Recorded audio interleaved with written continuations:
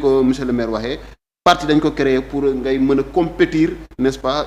pour mën a am ay sièges assemblée nationale pour mën a dem palais doon président et cetera sénat nga mën fa dugg et cetera yooyu yëpp tamit dafa laaj nu mu tudd nit ñi tamit nekk ci dal ñu jox leen seen àq ak seen yelleef ba mu mot sëkk quoi loolu daal la ñuy xaar. Cheikh suñu prochain point mooy mbiram Barthélémy Diaz. Tey dégg nañu ne procès wam ca Cour suprême audience ba ñu ngi ko jàpp pour le 22 décembre bu loolu peut-être bu ñu confirmer jugement yi mun na dem ba ñàkk poste maire am ak poste député am ñuy laaj est-ce que dañu indi loolu pour évacuer l'affaire vider ko mu jeex Barthélémy Diaz ñu récompenser ko parce que xëy na moo doxoon dialogue bi wala dañ ko nara sanctionner parce que le président Macky Sall s'est senti quelque part trahi. noo jàngatee loolu parce que justice ak politique moom léegi kenn mënu wax ko dàqale ko. c'est un procès à risque. parce que dégg na débat de juristes ñii di wax ne même su nekkee ni sax ñàkk na appel bi nga xamante ni au niveau de la Cour suprême du tax mu ñàkk mairie am na ñoo xamante ni nee nañu bu ñu ko fa daal bu ñu confirmer daal ni day ñàkk mairie bi. léegi man le regret que j'ai mooy quand même. C'est une affaire qui tire en longueur. 12 ans. C'est trop. 2012 la mbir mi xew. n'est-ce pas 2012 ba 2024 di waaj a dugg. D'ailleurs le 22 boobu lay am 12 ans. ñu ngi werante ndax procès Ndiaga Diouf Barthélémy Diaz ndax féete na boor am féetewul boor. gis nañ fi bi élection municipale yi di waaj a ñëw nit ñi di ko dëgmal. gis nañ dañoo ébruité woon ki nu mu tudd dossier boobu noonu indiwaat encore Barthélémy Diaz devant la scène. ba ñu convoqué woon ko fii et cetera am na ay mbir yu si xew si ginnaaw. lu tax Sénégal dossier bu ñu yor dañ koy denc daas fanaanal ba élection di waaj a ñëw mel ni un coup monté ñu bëgg ko buux nit ki mu doon genre épée de Damoclès si boppam ba nga xamante ni sax même yenn points yi wala yenn positions yi du ko ñemee jël. parce que day ne lii su ma ko jëlee amaana ñu génneel ma sama dossier. il faut vider les dossiers c'est vrai le temps de la justice encore une fois n'est pas le temps de la politique. mais 12 ans c'est trop. c'est trop de 2012 à 2024 on parvient pas à quand même. vider ce dossier là. Barthélémy Diaz tey dafa soxla dossier boobu jeex. dafa soxla mu jeex te dafa waroon a jeex yi fekk vraiment des années en arrière man je me dis 5 ans en arrière dossier bi waratuñ ko woon tudd waroon nañu xam mbir mi fan la féete la famille de Ndiaga Diouf ñoom ñu xam mbir mi tam fan la féete Barthélémy Diaz mi nga xamante ni mooy maire de Dakar mu xam mbir mi fan la féete mu jublu ci liggéey bi nekk ci la mu war a nekk mais ça encore c'est une façon pour moi de déstabiliser peut-être le maire de Dakar. Parce que tamit Dakar comme nga nangu nga bañ mooy quand même la capitale du Sénégal doon fi maire am na ay yenn quand même pouvoir yu mu lay jox yi nga xamante ni nguur boo àndut ak moom yenn saa yi da lay bëgg a indil ay galgal donc on a vu ici du temps de Abdoulaye Wade que Khalifa Sall maire de Dakar amoon na ay jafe-jafe si yenn réalisation yi nga xamante ni bëggoon na ko def comme àndutoon ak ki nga xamante ni mooy président Abdoulaye Wade amoon na ay gàllankoor si ay réalisation ba ñu wax ne am na ay projets yoo xam ne amoon na ko bëggoon ko dëgmal mayuñu ko mu mën ko def nañu vider les dossiers mais cette même justice là moo capable vider dossier si 45 jours le dossier Mame Mbaye Niang Ousmane Sonko en 45 jours ce dossier a été presque vidé léegi lan moo des ñu ngi dem ca Cour suprême pour xool ndax dañuy casser décision bi am déet mais donc la justice est capable n'est-ce pas d'accélérer d'aller vite n'est-ce pas am benn vitesse de croisière bi nga xam dina ko permettre mu jël ay décisions ci lu gaaw donc cette justice là aussi a eu 12 ans pour pouvoir en finir avec cette affaire Ndiaga Diouf une affaire malheureuse bi nga xamante ni am na en 2012 ñu vidé ko libérer le peuple sénégalais libérer aussi ñi nga xamante ni ñu ne ñu tudd mooy Barthélémy Diaz moi je pense que c'est pas une façon de récompenser Barthélémy Diaz ñii di xalaat ne peut-être Macky Sall da koy def pour récompenser Barthélémy Diaz gëmuma loolu man dama gëm ne au contraire est-ce que c'est pas une manière de pouvoir affaiblir un peu le camp de Taxawu bi nga xamante ni Barthélémy Diaz quand même c'est un des éléments les plus en vue est-ce que du peut-être aussi mettre un peu comme on dit nu mu tudd mettre de l'eau dans son bissap pour pouvoir quand même xam nga jéem a xool mais bon quoi qu'il en soit vraiment le moment man je pense que c'est un moment mal choisi et c'est un moment qui bi nga xamante ni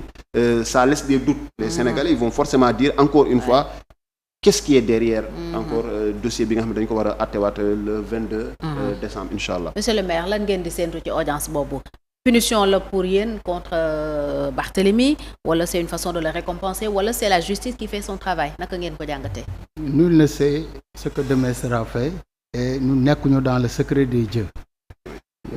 Le 22 décembre comme ni nga ko waxee procès boobu dina ñëwaat au niveau de la Cour suprême parce que appel la woon.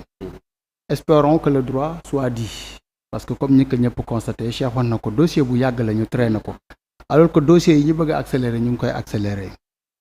Barthélémy Diaz chaque fois dans les plateaux chaque fois boo dajeek moom loolu la lay wax c'est quelqu'un qui n'a pas peur il n'est pas un peureux d'ailleurs am na anecdote bu muy faral di wax ne buñ ko tëjaan ndeysaan buy génne danaan gars yi mural leen ma suma lal bi na xam naa léegi mu ñëwaat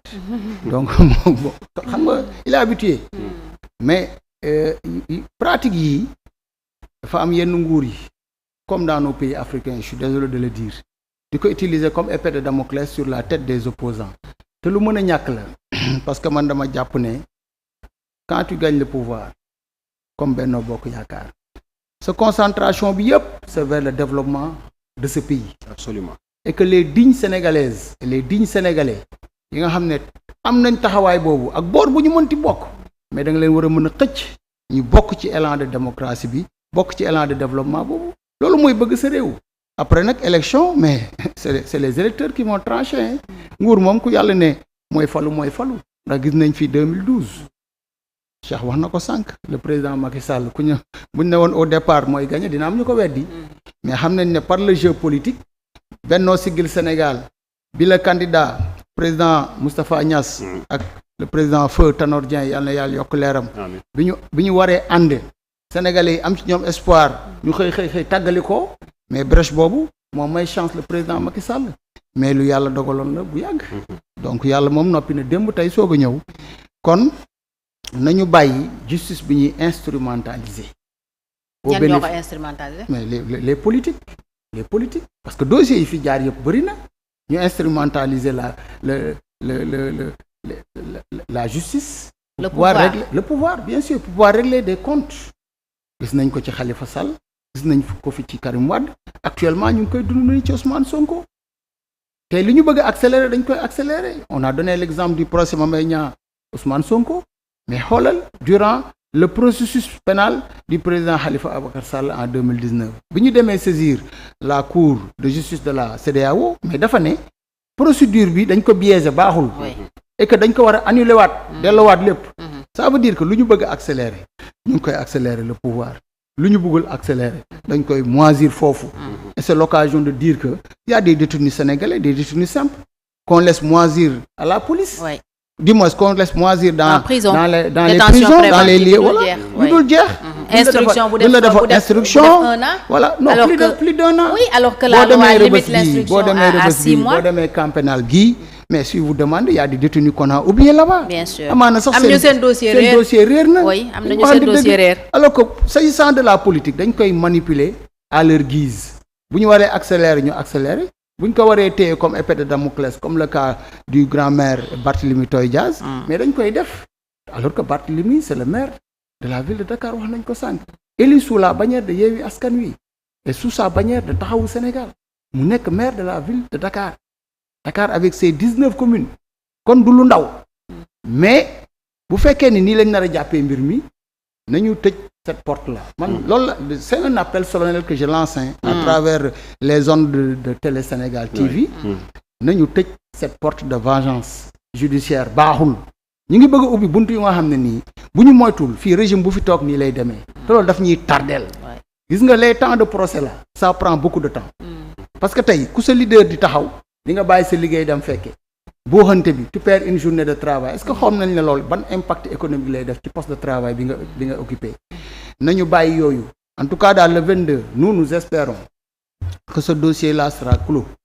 et que Barthélémy Diaz va jouir de ses droits ci dossier Ndiaga Diouf boobu bi ko opposé ak moom yal na yàlla yokk leeru Ndiaga Diouf ndax fii Sénégal suñu aada mooy ku dëddu nañ la ñaanal tey wax sax mbaax say mbon ñu nëbb ko teg ci suñuy tànk mais Ndiaga Diouf dañ koy ñaanal fa mu tëdd gën fu fi mu nekkoon mais dossier boobu il est temps à ce que mu tëj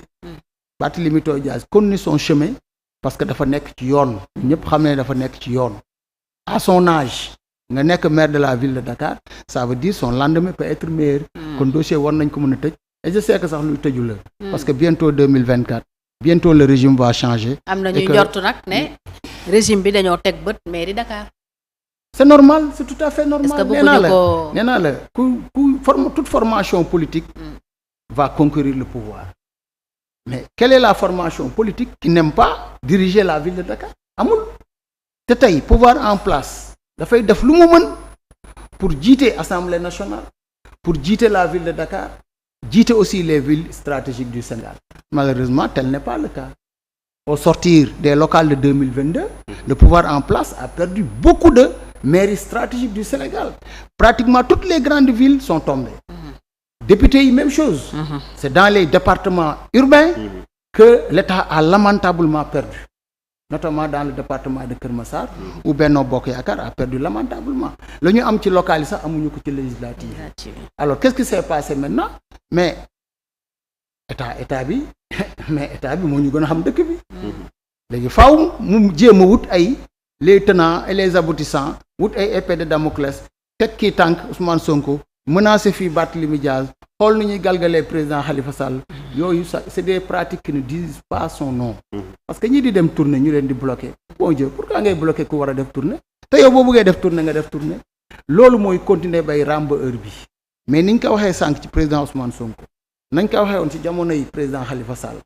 wax ko ci actuellement ci jamono yi président Ousmane Sonko noonu lañ koy waxee ci jamono bii nga xam ne nii le maire Barthélémy Diaz mi ngi dem vers benn ultime procès bu nga xam ne suñu souhait le plus ardent c'est que d'abord le droit soit dit mais aussi nañ ko mën a laver à grand eau mais mu mën a jouir de ses droits parce que ku amal njëriñ Sénégal bi nañu bàyyi ku amal njëriñ dëkk bi population bi topp la mais ñu galgal la man je pense que c'est pas ça un amoureux de son peuple un vrai patriote un vrai citoyen mooy koo xam ne day liggéey day œuvrer pour le peuple te bu gisee une personne lambda x ou y mu mën a def lu muy def wala mu mën lu ko raw mu ne ko kaay ñu ànd ndax loolu mooy pouvoir liggéey réew mi mais lii daf ñuy tarder rek nañ ko bàyyi. alors man j'ai envie de vous interpeller ci relation Khalifa Sall Macky Sall ndax bu ñu naan Barthélémy Dias